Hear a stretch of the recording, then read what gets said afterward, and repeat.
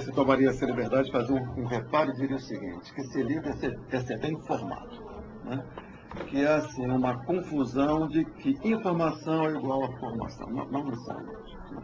Inclusive, acho que o professor de filosofia no ensino médio tem que ter claro isso. A nossa função no ensino médio não é, prioritariamente pelo menos, de informar o aluno sobre os pensamentos de Platão, Aristóteles, Plotino, Kant, Heidegger, etc. Não é ser mais uma disciplina que vai encher o aluno de informação. Não, pelo contrário. É tentar conquistar, dentro de sala de aula, um espaço para a reflexão. Né? Porque a filosofia tem, sobretudo, essa função de refletir sobretudo, as questões centrais da humanidade. E, nesse sentido, nós podemos, então, a partir aqui do mote do programa, quer dizer, qual seria a função da filosofia nesse debate? Refletir sobre a vida moderna e sobre um aspecto decisivo da vida moderna, que é a inovação tecnológica. E no bojo da inovação tecnológica, as questões relativas à nanotecnologia. Né? Essa é a função da filosofia. Né? E qual seria, assim, um aspecto mais imediato, me parece? É tentar trazer à luz perdão, os aspectos ideológicos subjacentes à questão da inovação tecnológica.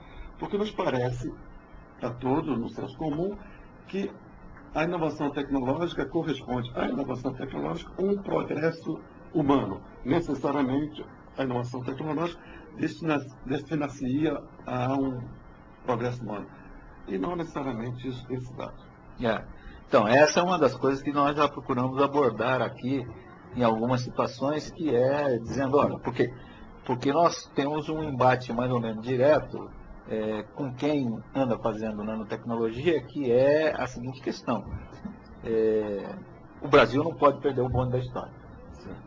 Não é? Então, fora da nanotecnologia, não há solução. Então, o país necessariamente tem que estar dentro do desenvolvimento da nanotecnologia para que ele possa ser inovador. Então, fora, e aí depois você tem a decorrência disso tudo, né? Se você, país, empresa, indústria, é inovador, você é mais competitivo. Se você é mais competitivo, você tem crescimento. Se você tem crescimento, você tem melhor qualidade de vida. Essas são questões importantíssimas e cabe separar o joio do trigo aí, né? Em primeiro lugar, se nós pensarmos em termos assim, das necessidades da população brasileira, nenhum dos problemas com os quais se debate a esmagadora maioria do povo brasileiro teria solução por tecnologia. Ou seja, nós já dispomos de uma tecnologia suficiente para resolver a esmagadora, se não a quase totalidade dos problemas do povo brasileiro. Esses problemas não são resolvidos por falta de tecnologia. A questão não é tecnológica, é política. As questões de saúde, saneamento, alimentação, educação, nós já dispomos largamente de tecnologia capaz de resolver com facilidade esses problemas. Se não são resolvidos, não se deve à carência de tecnologia, sim à carência de instrumentos políticos que fazem com que o público se volte ao público. Né? Então, o problema não é de avanço tecnológico, o problema é de utilização pública dos recursos públicos. Esse é o nosso problema. Não é novo. Né? É um problema histórico do Brasil. Agora, não podemos negar também que a inovação tecnológica é um elemento decisivo na dinâmica do capitalismo. Né? Então, a inovação tecnológica respeita muito mais a necessidade das empresas ocuparem ou manterem posições estratégicas no mercado do que as reais necessidades da esmagadora maioria do povo. Né? O agente, o sujeito desse processo são as empresas. Né? E como a nossa economia é capitalista, isso acaba repercutindo a todos. Nós devemos sopesar essas questões. Né? A inovação tecnológica, ela é um problema das empresas que precisam manter suas posições de mercado. Né? Agora, nós não temos nenhum instrumento público capaz de democraticamente orientar a distribuição dos recursos públicos tendo em vista as interesses da população. Infelizmente. Pois é, mas aí há o argumento de que se o seu país, né? Se o país não está dentro da nanotecnologia, com certeza ele vai acabar comprando, né, pela importação de produtos ou pela importação das próprias tecnologias, Perfeito? Isso que acaba sendo produzido lá fora. Então, não é possível também ficar fora desse desenvolvimento da nanotecnologia, porque senão você vai ter esse processo de defasagem e dependência. Esse é um problema real do ponto de vista aí das políticas econômicas. Talvez o que nos falte é a definição de uma política econômica, de uma política industrial, de pensamentos estratégicos, evidentemente, que nós vivemos uma sociedade capitalista e a inovação tecnológica se impõe, mas a partir de que interesse? Apenas do capital? Eles são interesses únicos, né? Porque já não dá mais para aceitarmos sem crítica um preceito liberal que diz que aquilo que o capital produz necessariamente atende os interesses humanos. Né? Isso já não dá mais para a gente ter uma posição tão ingênua. Agora, o que falta talvez seja uma política nacional com transparência que diga onde os recursos públicos vão ser alocados que existe o interesse da nação, sabendo que nós somos um país capitalista. A conjuminação desses dois interesses, que são conflitantes, mas só a política é capaz de dirimir essa questão. Essa questão não é técnica, essa questão é política. Pois é, o que nós temos, digamos, argumentado perante a academia, perante os cientistas que estão produzindo nanotecnologia, é que, digamos, aquilo que se produz no Brasil é uma cópia do que se produz lá fora, em nanotecnologia. Não em termos de quantidade, porque, evidentemente, os recursos que são aplicados aqui não tem comparação com os recursos que são aplicados na Europa ou nos Estados Unidos. Mas, em termos do que pesquisar, do que produzir de conhecimento em nanotecnologia, é uma cópia do que se faz lá fora. Ou seja, as prioridades são as mesmas que estão lá fora.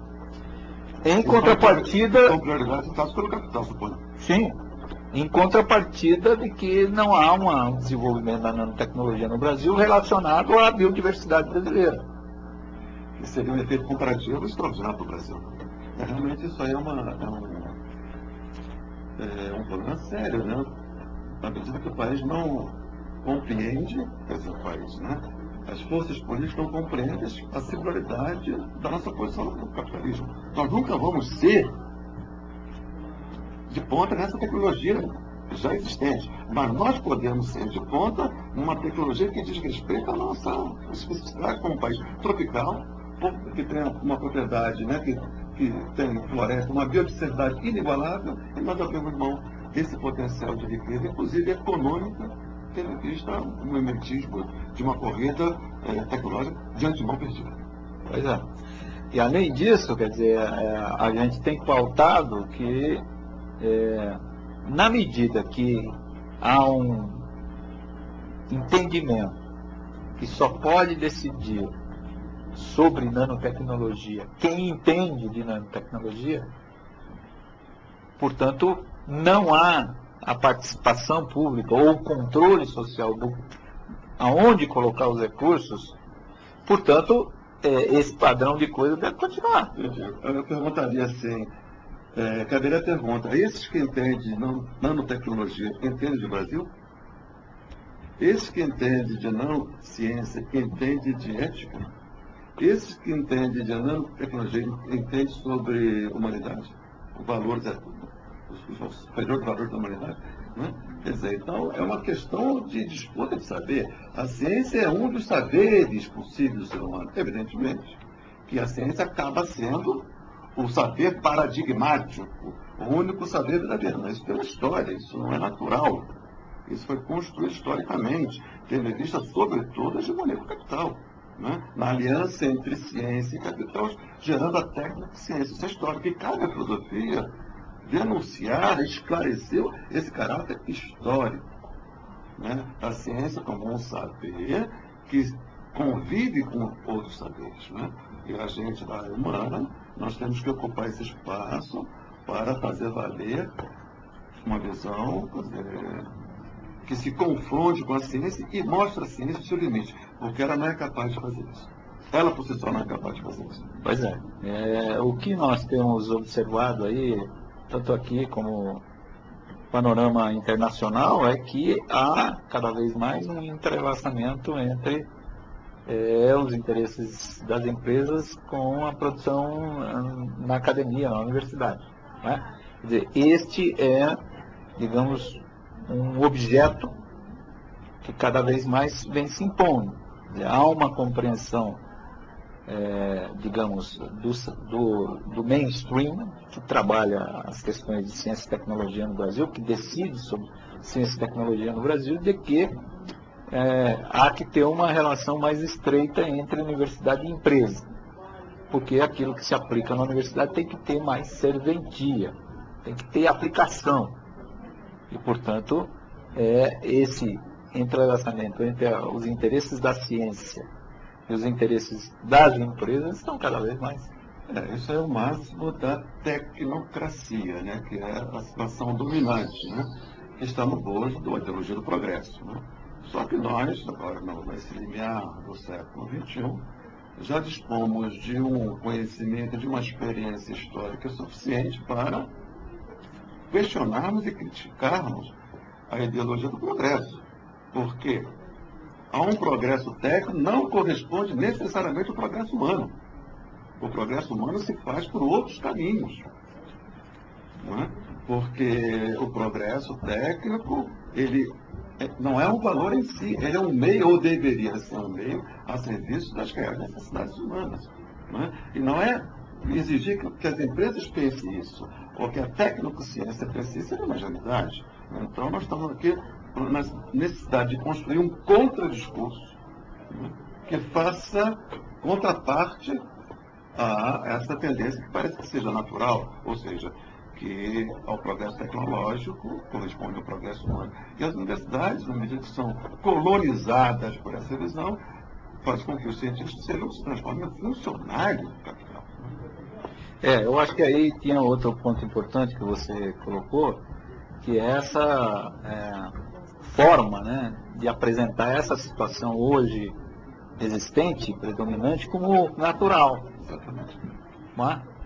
Como é assim, sempre foi assim, e esta é o único caminho a ser seguido. Esses são os efeitos ideológicos que cabe à filosofia denunciar. O efeito ideológico que mostra como uma situação histórica parece aos homens e mulheres daquele período como natural. Então, um processo de legitimação. Né? Você legitima uma prática histórica, uma prática que tem interesses concretos, muito particulares, e o efeito ideológico tenta mostrar que esses interesses particulares são os interesses da humanidade. Né? Esse é o efeito ideológico da inovação tecnológica. A inovação tecnológica, ela está sobretudo a serviço dos interesses da empresa e manter suas posições estratégicas, né? E de produzir sempre novos produtos, e esses novos produtos gerando novas necessidades. Os produtos que surgem não vêm atender necessidades já estabelecidas no ser humano, vêm buscar a construção de novas necessidades. Né? Isso realmente está muito distante, né, do que nós poderíamos entender como progresso humano. Pois é.